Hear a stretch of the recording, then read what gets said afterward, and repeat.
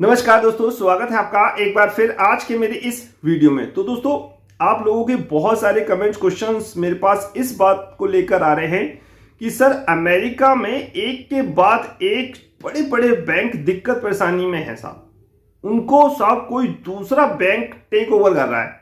अब जैसे मैं आपको उदाहरण दूं, सिलिकॉन वैली, फिर सिग्नेचर, फिर फर्स्ट रिपब्लिक, बड़े बड़े बैंक साहब, इनको कोई दूसरा बड़ा बैंक या तो टेक ओवर कर रहा है या फिर सरकार कुछ मदद कर रही है इन बैंकों को बचाने के लिए।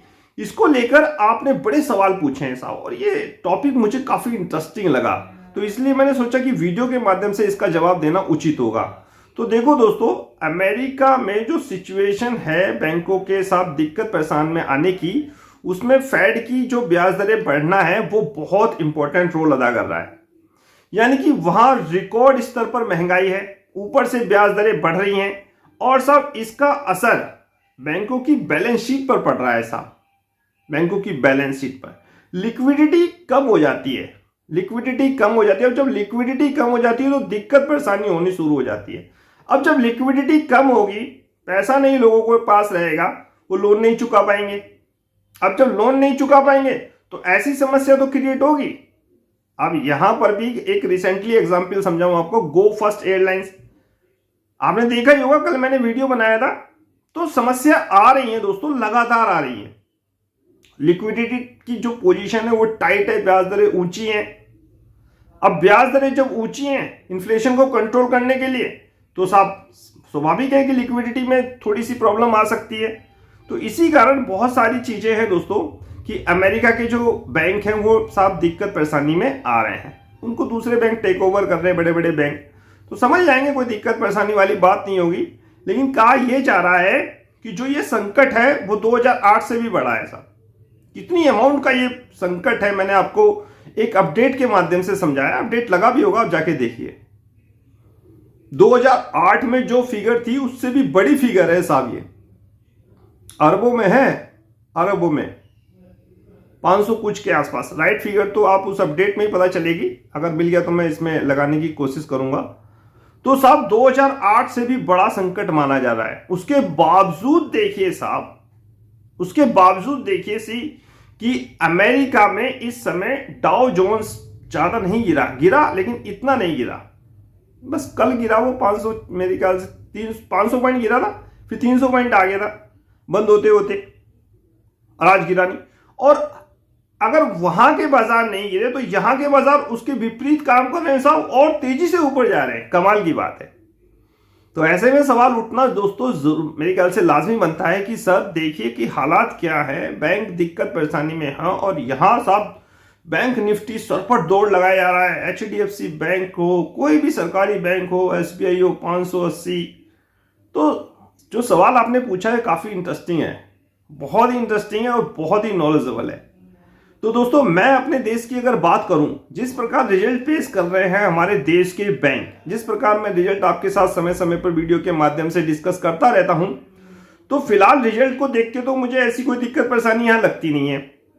देखिए वहां की सिचुएशन अलग है और यहां पर एक सबसे बड़ा इंपॉर्टेंट रोल अदा करता है। देखिए ब्याज दरें अगर वहां बढ़ रही है तो यहां भी बढ़ी है साहब, इन्फ्लेशन वहां है तो यहां भी है, हालांकि अभी कंट्रोल में आई है। लेकिन यहां पर एक बहुत इंपॉर्टेंट पॉइंट साहब प्ले करता है, बहुत इंपॉर्टेंट पॉइंट, और वो है साहब लोगों में बचत करने की आदत। और जब बचत करते हैं ना लोग बाग, तो उसको जल्दी से आसानी से निकालते नहीं है। यहां की ये बहुत बड़ी खासियत है साहब अपने देश की। इसीलिए तो सरकार ने साहब जो ब्याज दरें वो बढ़ा दी, ताकि जो बैंक लोग बाग हैं वो बैंकों पे ज्यादा विश्वास करें, या फिर कहीं पर भी जहां पर वो फिक्स डिपॉजिट कर रहे हैं ज्यादा से ज्यादा जमा करें। अब जब ज्यादा से ज्यादा पैसा बैंकों के पास आएगा तो स्वभाव ही नहीं है साहब, सवाल ही नहीं है बैंकों के साथ दिक्कत परेशानी में आने का। बैंकों को क्या चाहिए? पैसा चाहिए। देखिए बैंक का क्या काम होता है, बैंक का काम यह है कि जो पैसा है आप लोगों का वो आगे बैंक लोन देता है। अब आप ये सोचिए कि स्थिति ऐसी है, गो फर्स्ट एयरलाइंस का एग्जाम्पल मैंने आपको समझाया, वो सामने वाला पेमेंट कर नहीं पा रहा, बैंक ने अपना पैसा दे दिया, सामने वाला पेमेंट कर नहीं पा रहा। बैंक को तो पैसा चाहिए, बैंक को तो पैसा चाहिए। तो पैसा कहां से आ रहा है? पब्लिक से आ रहा है। पब्लिक क्या कर रही है? जमा कर रही है, क्योंकि यहां ब्याज दरें ऊंची हो गई हैं। ब्याज दरें बढ़ गई हैं, डिपॉजिट की मैं बात कर रहा हूं।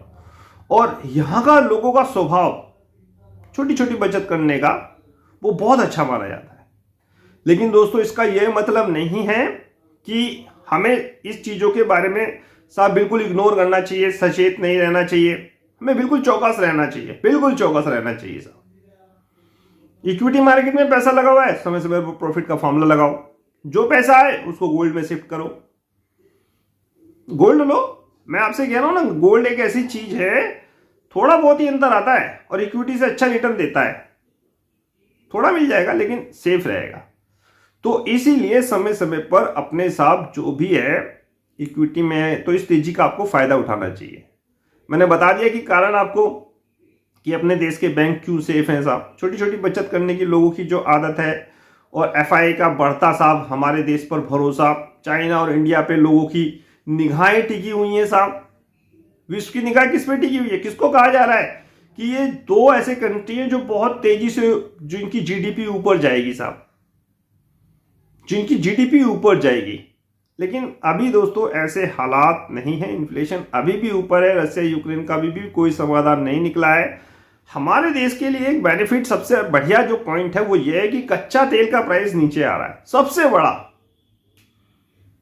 हमारे देश के लिए सबसे बड़ा साहब ये बेनिफिट है, इसीलिए आप बाजार में एक अच्छी खासी तेजी देख रहे हो। तो इन चीजों को आपको समझना चाहिए। वहां की सिचुएशन दूसरी है और अपने देश की सिचुएशन दूसरी है। हर चीज को सोच के समझ के आपको निवेश करना चाहिए। टारगेट आए तो समय पर प्रॉफिट का फॉर्मूला लगाना चाहिए, कुछ पैसा अपने हाथ में रखना चाहिए ताकि बाजार में अगर गिरावट हो तो आप मौका ना चूक पाए। आप ये ना कहें कि साहब मेरे पे पैसा ही नहीं था। तो पैसा हमेशा होना चाहिए बाजार में। एक सैनिक की तरह, एक साफ सोल्जर की तरह हमेशा तैयार रहो और बार बार इस घर से अपने पैसा मत लगाओ। जो आपने लगा रखा है इसी को रोटेट करते रहो। तो फिलहाल आप समझ ही गए होंगे कि वहां के बैंकों की स्थिति ऐसी क्यों हुई और यहाँ के बैंक क्यों इतने मजबूत है। बहुत सारे और भी कारण हैं और वो कारण मैं समय समय पर आपको नेक्स्ट वीडियो में बताता रहूंगा, या अपडेट के माध्यम से आप समझ जाइए जो अपडेट मैं व्हाट्सएप और टेलीग्राम चैनल पे लगाता हूं। बहुत सारे और भी कारण है दोस्तों। सरकार की बहुत नीतियां हैं, जो सरकार अपना कैपेक्स बढ़ा रही है, खर्चे बढ़ा रही है, इंफ्रास्ट्रक्चर के काम जोरों पे हो रहे हैं। अगले साल इलेक्शन भी है, बाजार को ऊपर रखना है, इंफ्रास्ट्रक्चर लोगों को दिखाना है और भी बहुत सारी चीजें हैं। तो इन चीजों को आपको समझना चाहिए और मुझे आज्ञा देनी चाहिए। अगले वीडियो में नेक्स्ट किसी और टॉपिक पे डिस्कस करेंगे। इसी के साथ ये वीडियो होता है समाप्त। नेक्स्ट वीडियो में नए अपडेट के साथ होगी मुलाकात। तब तक इंतजार। फाइनली नमस्कार।